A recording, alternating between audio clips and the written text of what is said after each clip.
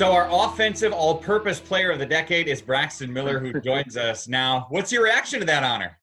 That's crazy because, I get a lot of feedback of, the highlights I do, the highlight, Ohio State, what I've done my past 4 years there. And it's an honor, to be able to accept this honor as myself and be on behalf of my family in Ohio State.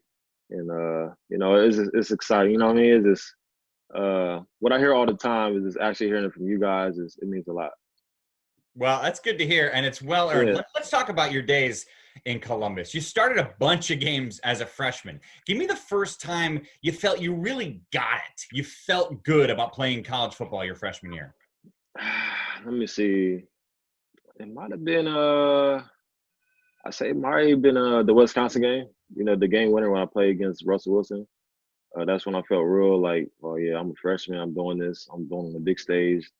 Saturday night, everybody's watching. So that's when I really felt comfortable in being a quarterback. And, as a freshman, it really didn't feel like I was a freshman anymore. So, yeah, that was probably one of the most exciting, most memorable moments of my freshman season.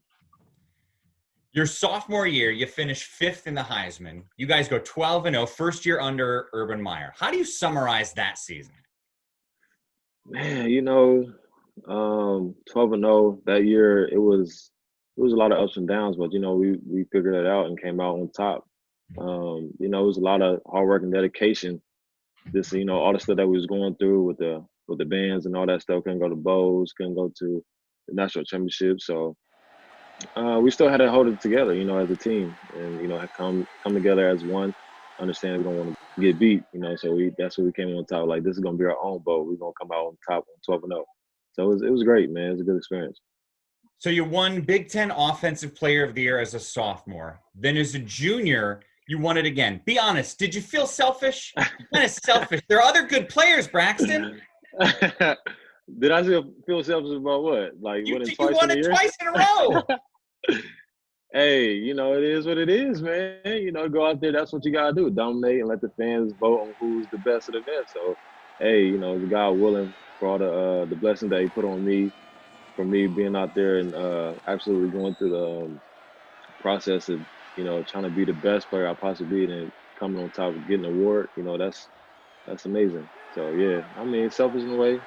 That's how you want to feel. I know you've been watching the Michael Jordan documentary. You got to be the best, man, every time you step on that field, in the court. So, yeah. Well, you're here because you're winning the All-Purpose Award, and that's because you didn't just play one position. You switched from quarterback to wide receiver back in 2015. What do you remember most about that transition? Man, honestly, I didn't know that I was going to actually play football again because, I had to go a whole year to rehab and going to Alabama with one of the best doctors. Shout out to him.